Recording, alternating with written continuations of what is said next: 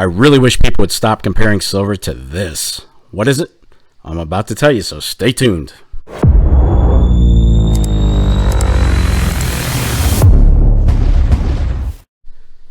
YouTube, what's shaking? Got another episode of the Silver and Gold Stack Attack for you today. And if you're new to the channel, I'd like to take a second to say welcome. And to everybody else, a big thank you for being here to check out the latest video. And of course, for all the amazing support. You guys are part of the best damn community here on YouTube, and I can't thank you enough for helping the channel grow. It means a lot. So today, I'm on my soapbox. Yes, sir. I'm tired of hearing silver being compared to something it'll likely never be. I know there'll be a few folks who are going to disagree with this assessment, but that's okay. We all look at things differently. Now, that being said, let's go ahead and roll it. Well, we're waiting. All right, so another beautiful fall day here in North Carolina, but I am still talking through my nose, guys, so bear with me. But I'm just going to get right into it. I'm seeing more and more comments here in the YouTube community over dozens of channels about how silver underperforms the stock market, and it's a waste of money. Now, here's the problem I have with that. Those same commenters are looking at silver as an investment in comparison and not what it's better suited for. I don't know how many times I've said this in my videos, but it doesn't change. Silver is a poor, quote-unquote, investment. Bottom line. If you got into stacking with the idea that you were going to short silver and make some bones, well, I honestly don't know what to tell you. Because the chances of that happening are pretty slim. And if it does happen, it could be quite some time down the road. Now, for those of you who are familiar with my channel, you know that I personally don't view my silver as an investment.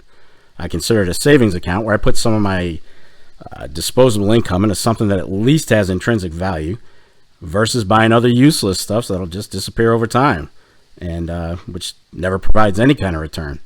Now, to me, comparing stocks to silver is like comparing a new car to a beater. There's just no comparison.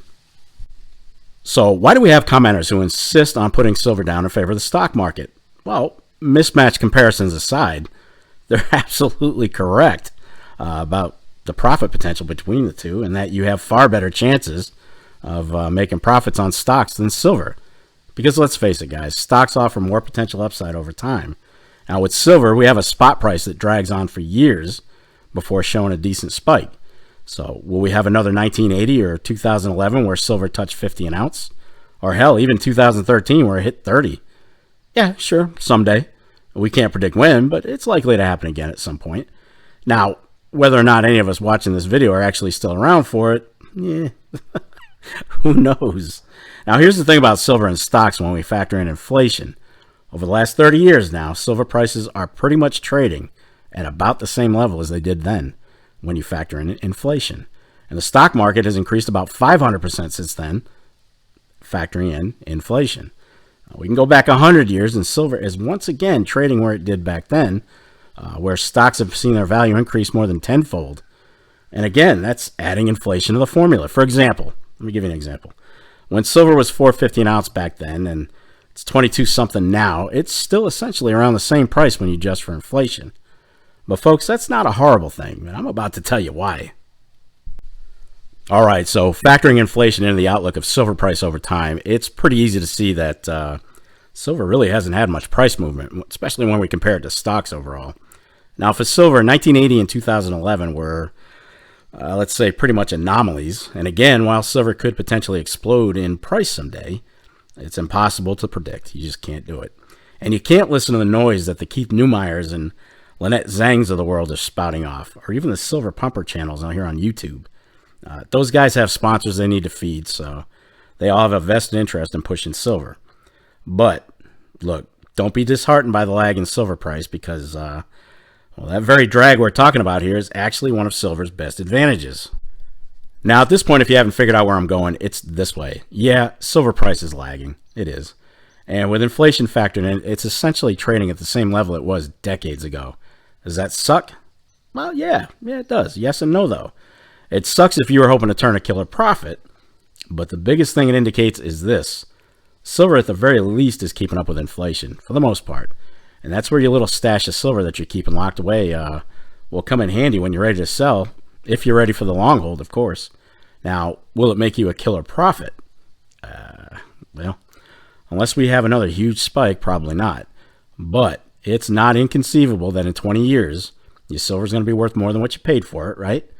And the value of the dollar will have decreased yet again during that time. So the purchasing power of the dollar went down while your silver maintained its value and at least kept up with the inflation.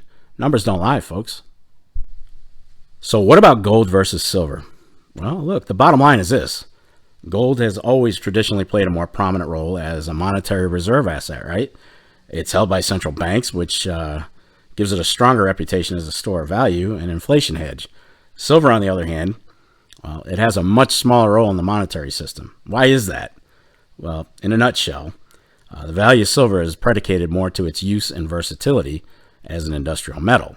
And if industrial use goes down, silver price can go down with it. Whereas gold is where most folks flock to when monetary issues arise. Just look at silver price when everything was shut down by COVID, for example. Manufacturing was down. Price of silver mirrored that. And miners stopped selling because it didn't make any sense to at such low prices. So even they withheld their stock. And the price of silver just kind of stalled. And looking at it now, I really feel like we're still seeing the residual of that mess since silver can't even break resistance of $25-26 here at the end of 2023. It might peak over that threshold, but it always falls back to earth. Now, some folks who are hoping silver price would hit $30 for this year are probably a bit disappointed. Triple P, I'm looking at you, brother. That bet is lost, my friend.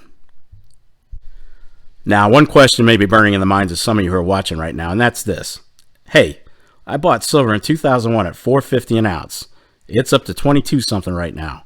I do stand to make a profit on that silver, so what are you talking about?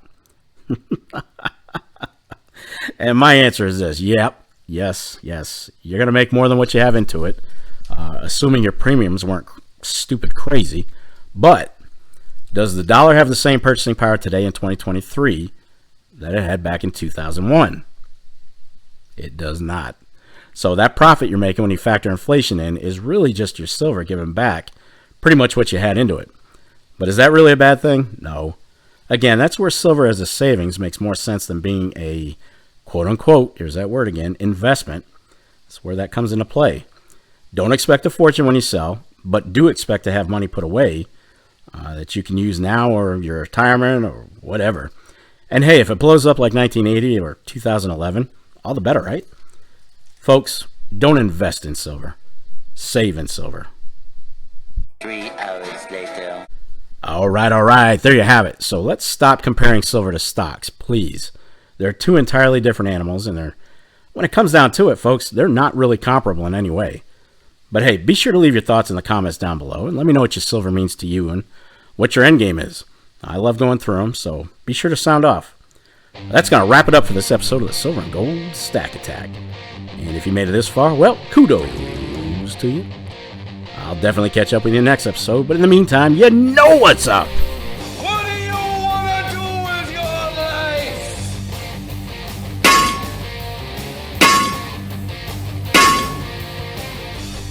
Damn right. Get stacked. Stay safe and be well, everyone. I am out of here and still healing and coughing. Peace, folks. I'll see you next week.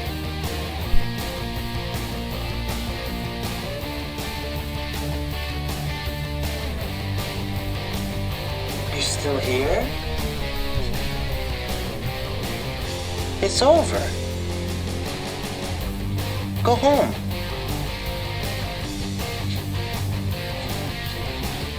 Go.